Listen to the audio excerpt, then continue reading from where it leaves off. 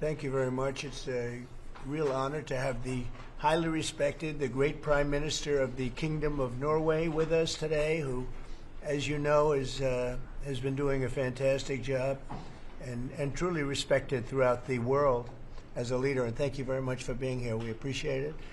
And we're going to be having a meeting in the Oval Office in a little while where you'll be invited back and you can ask some questions.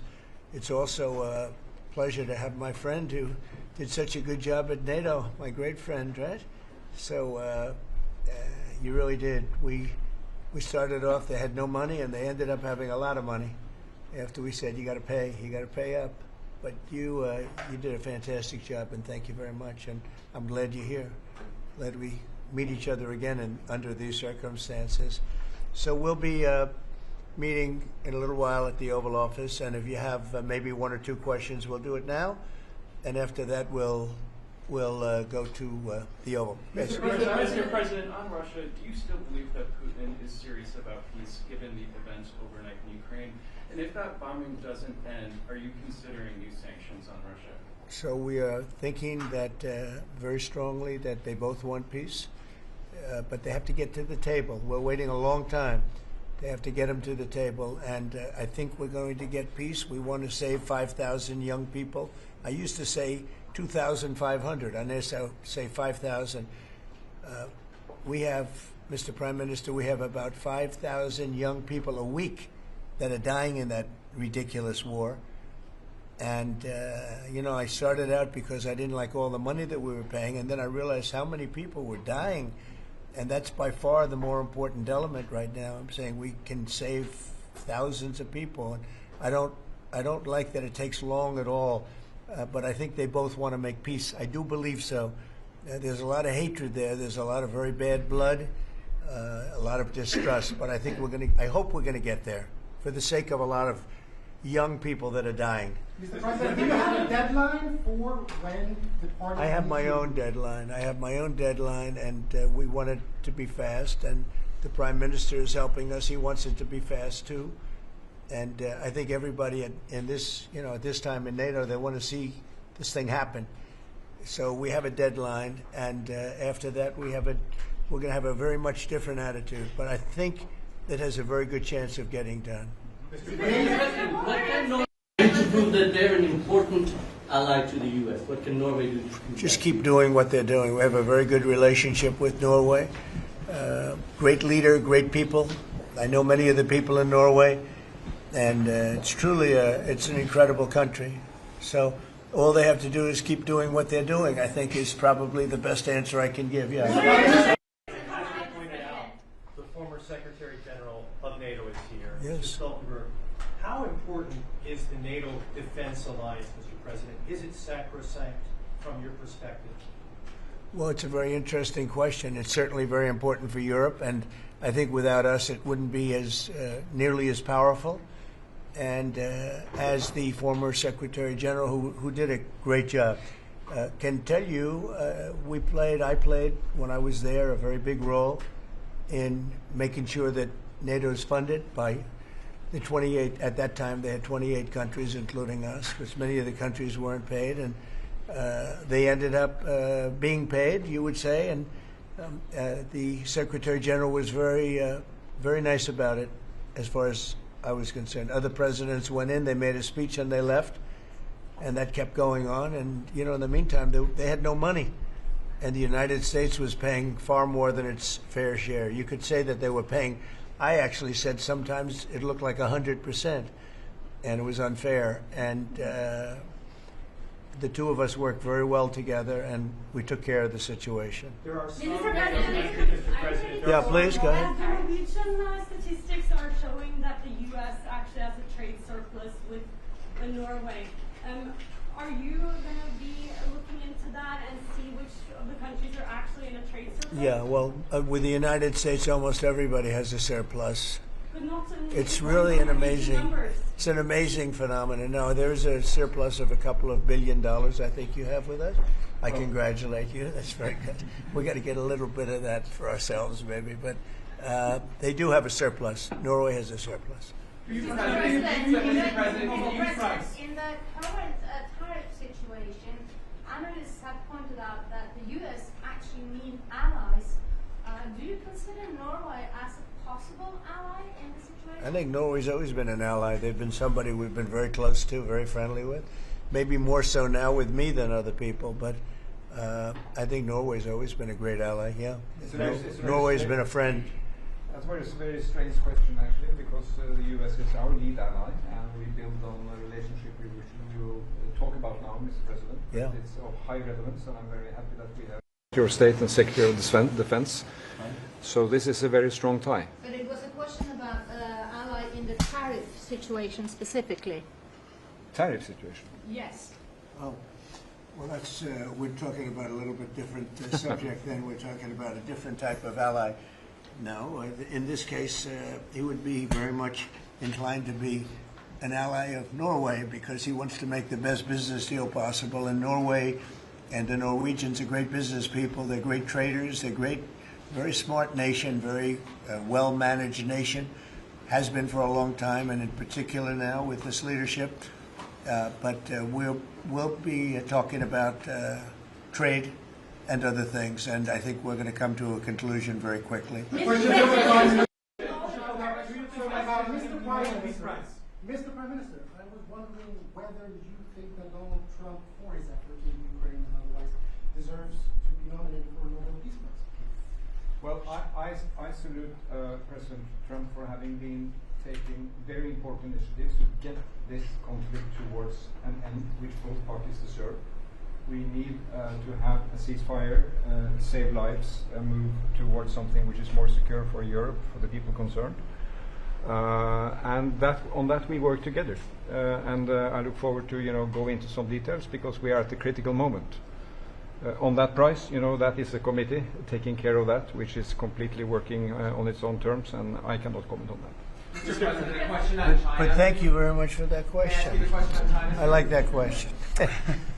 Yeah, please. A question on China. Can you clarify with whom the U.S. is speaking with China? They're saying it's fake news that trade talks are happening. Well, they had a meeting this morning, so I can't tell you. It doesn't matter who they is.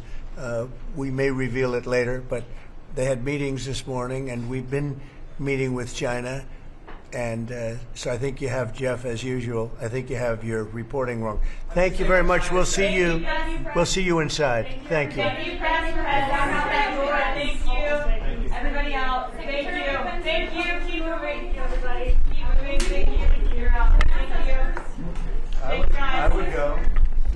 We'll all go together to Norway. Oh, yes. Please do. I want to go skiing. I love Norway. I love Norway. Why? It's beautiful. And beautiful people. Thank you, Mr. President. Thank you. Thanks, guys. Okay, well, thank you. Head out. Everybody. Keep going. Thank you. Please out the door. Everybody. Yeah, real good. Yeah, but there's a... Thanks, guys. Apologies.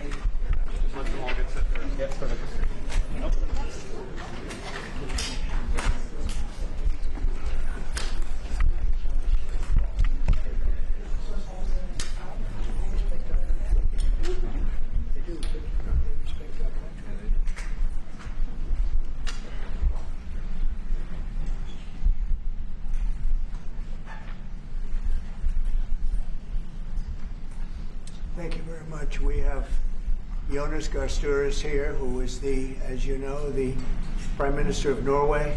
He's a great gentleman, highly respected, beloved in his country. And we've had talks on the war with Ukraine and Russia and trade. We're doing very well, I think, on both. We've had some pretty good movement in every respect. The war is very important that it ends with, I used to say, 2,500 people a week dying, young people, mostly soldiers from Russia and Ukraine. And we want to end that war. We want to end it quickly. And I think we've made a lot of progress. And we'll see what happens. This next few days is going to be very important. Meetings are taking place right now. Additionally, we talked about trade, and we will definitely, we get along very well on trade. We'll do something, but I think the Prime Minister knows that over the years the United States has been very good to a lot of people, and it's time for us to benefit also. So we're going to have a good relationship on trade, and we discussed other things also. But Mr. Prime Minister, it's an honor to have you at the White House. Thank you very much. Well, thank you, Mr. President. This year is 200 years since the first immigration from Norway to the U.S. We come here early in your term. Appreciate that you take time. We have highlighted that very close cooperation. We are allies. We look after security in the north, in the Arctic. A lot of confidence between our services. We have discussed in detail the war in Ukraine. I have saluted the President for his initiative to make progress towards something that can be a ceasefire and an end to this terrible conflict. It is a complex picture, but it needs political will and push, and we have exchanged ideas on that. And then I think the President and his team have been open to hear our perspectives. And on trade, we have also emphasized that we can benefit, both of us, by trading. We can be complementary, and we can find good solutions. But first of all, I appreciate, Mr. President, the spirit and the tone of this conversation, which has been a confirmation of a very strong partnership. Thank you very much. Appreciate it. Any Mr. questions? President, can I ask you Yes. first, Mr. President, have you spoken about the tariffs that you want to impose on Norway? Is there a chance that you can lower We spoke them, about lower trade, those tariffs? and we understand each other very well. I think we'll have no problem. You think that you will get an agreement? I think we'll with have no problem whatsoever with Norway. Mr. President, did you discuss a President, possible visit to Norway? Did you discuss a possible visit for President Trump to We Norway? didn't, but I love it. I mean, I've been there, and it is a beautiful place. They have. But I told the President that, you know, he is receiving us early in the term. He's welcome to visit Norway. We would like to have him, and it will be another way of emphasizing this strong friendship. Mr. President, Norway has been a staunch supporter of Ukraine Yes. since the Russian invasion in 2022. Has something been discussed here today that may have altered your views on things? No, we want to, very simply, I have no allegiance to anybody. I have allegiance to saving lives, and I want to save a lot of lives. A lot of young people, mostly young people. It's the war. It's the soldiers, and if we can do that, also, as you know, I got started because the money that's been spent on this war is insane. It should have never happened, and it would have never happened if I were president. But Biden spent $350 billion on this, and it's a shame, and that's what got me involved. And then I looked at, and I see the results. It's horrible. It's a killing field. 5,000 soldiers a week on average, and we want to stop that. We both want to stop that. for a lot of reasons, but I would say that is my number one reason. Do you think that we will get Russia to accept a deal that also Ukraine and Europe is willing to accept? I think so, yeah. I do. I believe they will accept, and I think we're going to get this over with. I hope so, soon. Mr. President, you continue to lack support from NATO allies in your goal of obtaining Greenland. How will you proceed if you don't get that support? Well, Greenland's going to be interesting, but that's for another day. I think we need that for international peace. What are you expecting of your And if allies? you don't have that, I think it's a big threat to our world. So I think Greenland's very important for international peace. Yeah, please, go ahead. Mr. President, this morning in a Truth Social post, you used the words, Vladimir, stop. That seemed like a slightly different message, a personal message. What is your level of frustration with President Putin? I didn't like last night. I wasn't happy with it. And we're in the midst of talking peace, and missiles were fired. And I was not happy with it. That's what I meant, and that's, you know, what it said. I assume that's what you mean. Sorry. Yeah. If the bombs keep falling, will you consider additional sanctions toward Russia, or what will you do if President Putin... I'd rather answer that question in a week. I want to see if we can have a deal. No reason to answer it now, but I won't be happy. Let me put it that way. Things will happen. Mr. President, why are you not putting more pressure on Russia? I know a lot of Europeans... Putting a lot of pressure. You don't know what pressure I'm putting on Russia. They're dealing. You have no idea what pressure I'm putting on Russia. We're putting a lot of pressure. Can you maybe tell us that? We're putting a lot of pressure on Russia, and Russia knows that, and some people that are close to it know, or he wouldn't be talking right now. The Prime Minister understands that better than anybody. He wouldn't be talking right now. He's talking, and we're putting a lot of pressure. I think he wants to make a deal. We're going to find out very soon, but it takes two to tango, and you have to have Ukraine want to make a deal too, and they're being hit very hard, and I do believe they want to make a deal. Mr. President, you said that the Ukraine have to give some territory to win peace, among them Crimea. Do you stand by that? And I know that the former NATO General Secretary today has told you that he does not agree, and he believes in territorial integrity of the Ukraine. How will you deal with that with your allies? And do you stand by that Ukraine have to give? Former Secretary General happens to be right here, you know, so they can't put words in his mouth. He's been a great general, frankly. It was because that's what you are. Really, you're a general. But he's been a great Secretary General. We had a tremendous relationship, very successful, and I think he could speak for himself. He's right here. But do you still agree that Ukraine have to give some territory away to win peace? Well, it depends what territory. They've been fighting. They've lost a lot of territory. And we'll do the best we can. Working with Ukraine, we'll do the best we can. But they lost a lot of territory. When you say Crimea, that was handed over during a president named Barack Hussein Obama. That had nothing to do with me, Crimea. That was 11 years ago with Obama. And they made a decision. There wasn't a bullet fired. There was no fighting. There was no anything. They just handed it over. Now they say, well, can you get it back? I think that's going to be a very difficult thing to do. That was given by Barack Obama when he was president, not by Donald Trump. Thank you, Mr. President. Mr. President, You have a peace proposal that you put on the table. It's a 30-day ceasefire proposal. Your national security team presented it to both Ukraine and Russia. 2 months ago, Ukraine agreed to that ceasefire proposal immediately. Russia has not. And my question is Russia the obstacle to peace based upon that, just getting to that 30-day ceasefire? I don't think so. I think that they both want peace right now. They're ready to do something.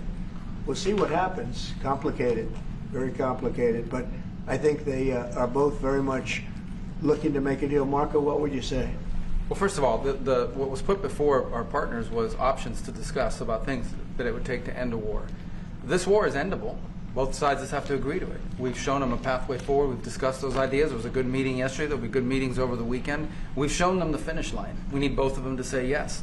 But what happened last night with those missile strikes should remind everybody of why this war needs to end. It's horrible those missiles landed. What's even worse is there are today people that were alive yesterday that are not alive today. because this war continues, and the president wants to stop it.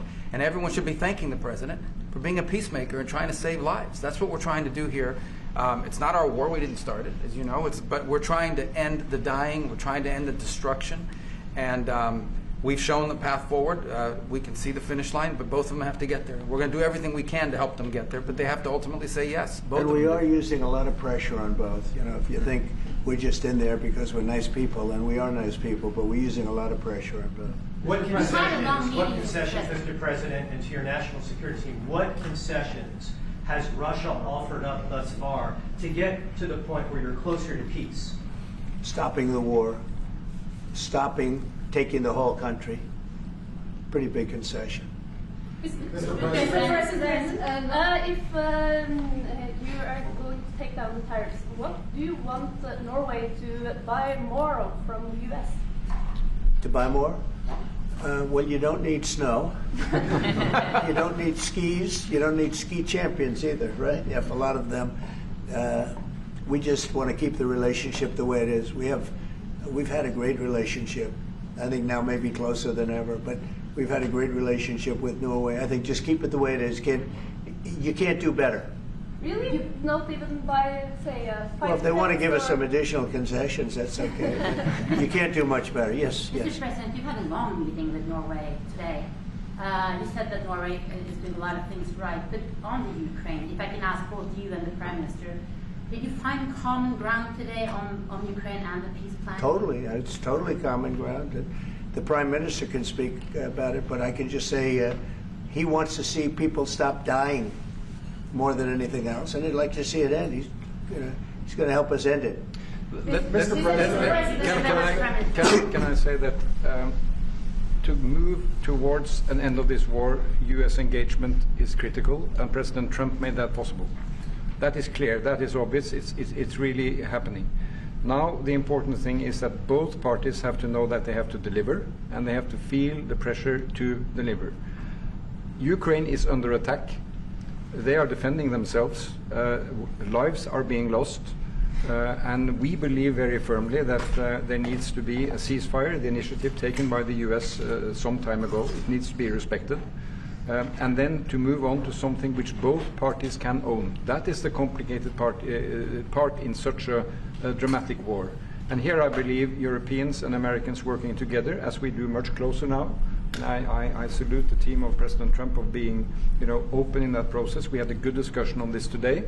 And then we have to move on, and we cannot lose time because this is too much drama happening. One thing is people losing their lives, but it is a bad thing for Europe, and it's a bad thing for the world to having such a broad conflict going on. It can have ramifications far beyond Ukraine. Mr. President, follow-up question on China. Mr. President, if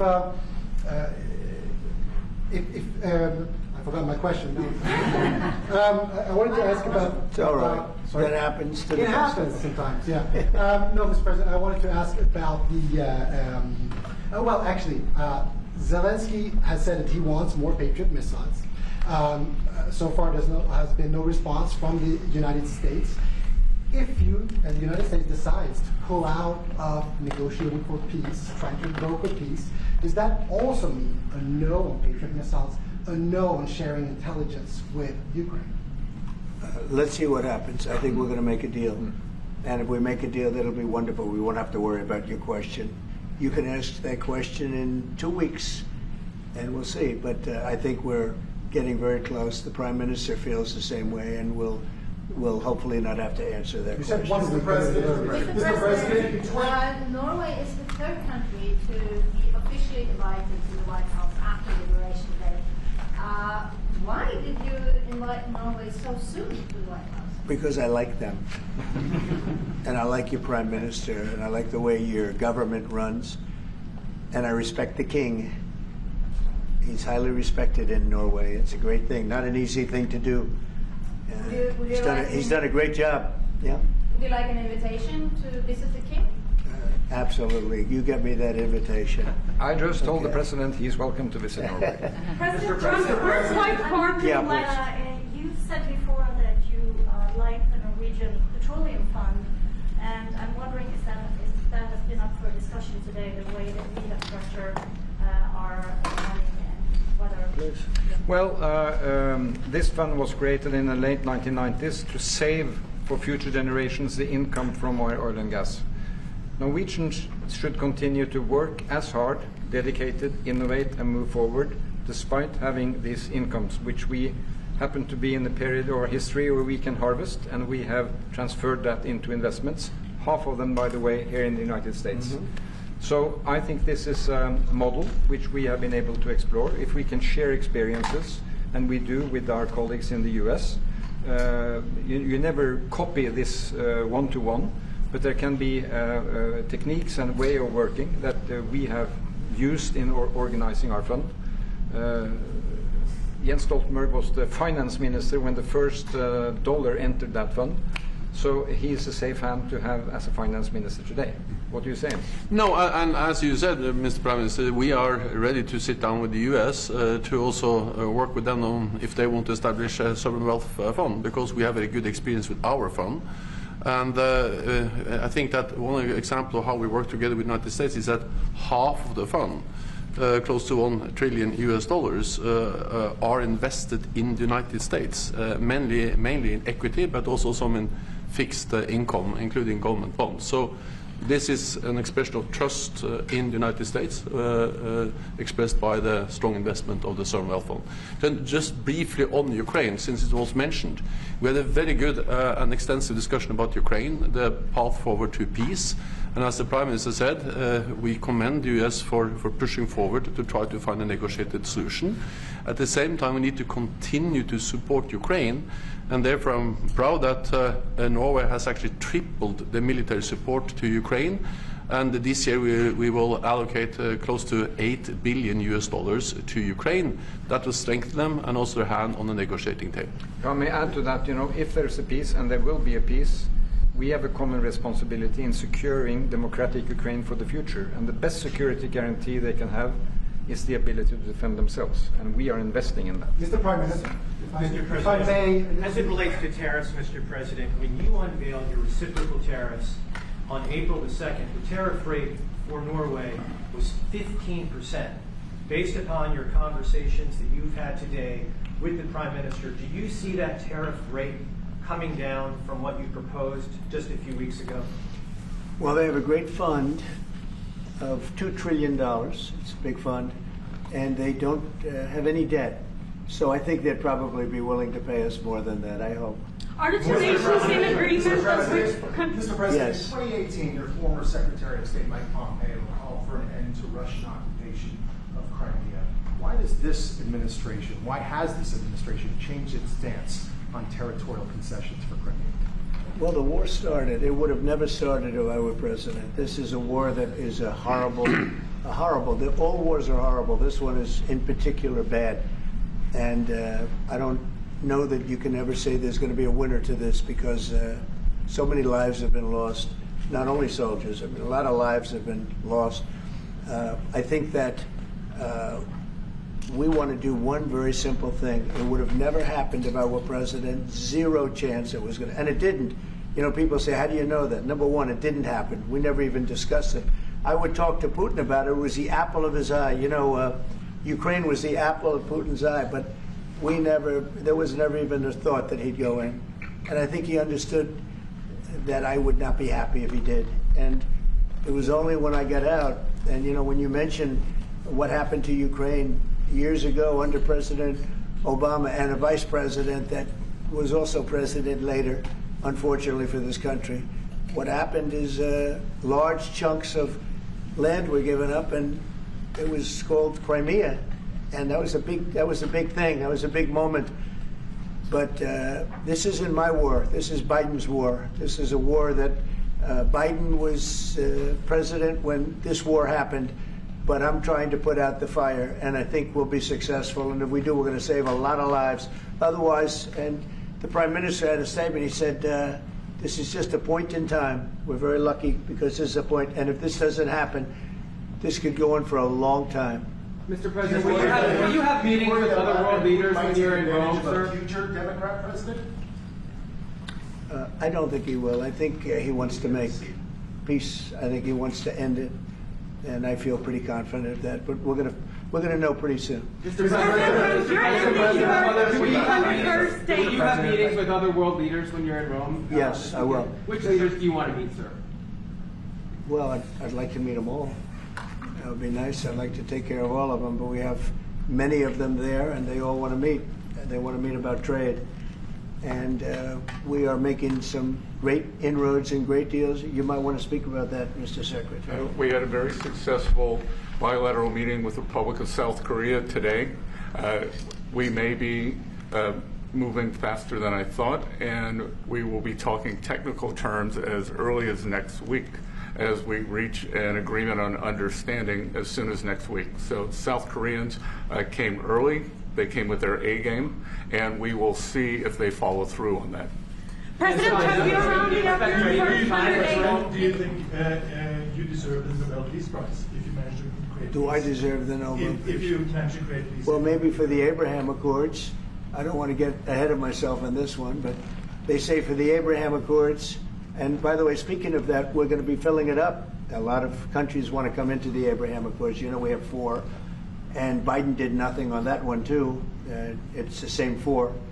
But they're great countries, and they were brave doing it, and it's worked out very well. And we're going to be filling up the Abraham Accords. They're going to be, I think, filling it up very rapidly.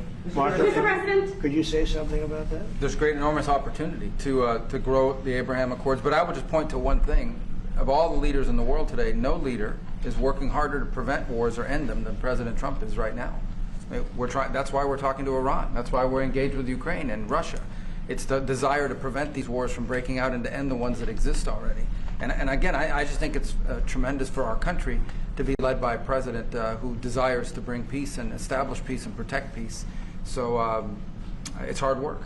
Mr. President, you know, Marco just mentioned something that maybe we should talk about for just a second, if we could, Mr. Prime Minister. And you're involved in it, too, because you've been involved in the world and peace. But I think we're doing very well with respect to Iran, and we're having very serious meetings. And there are only 2 options, and the one option is not a good option. It's not a good option at all. And I think we're doing very well on an agreement with Iran. But that one, we're doing a lot of things, I will say. But that one is well on its way. We could have a very, very good decision, and a lot of lives will be saved. Mr. President, on the economy,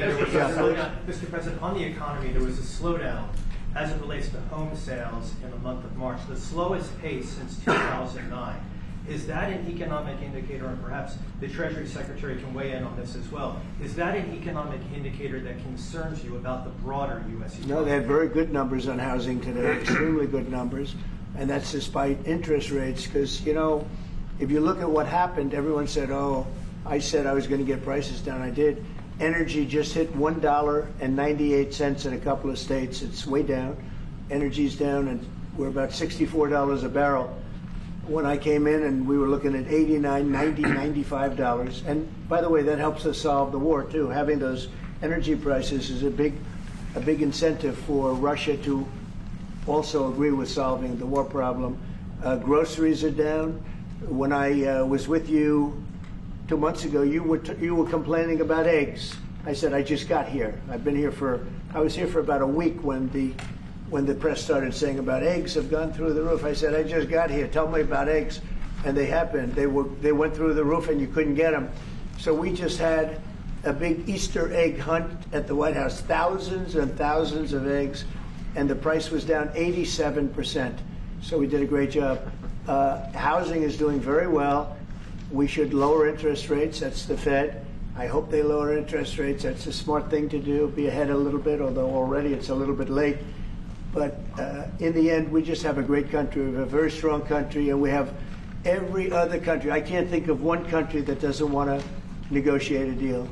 And they either negotiate a deal or we set a deal that we think is fair. Because we don't have to go through all of these.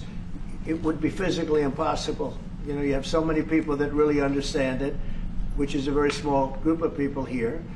And we are going to, at some point, just set prices for deals. Some will be tariffed.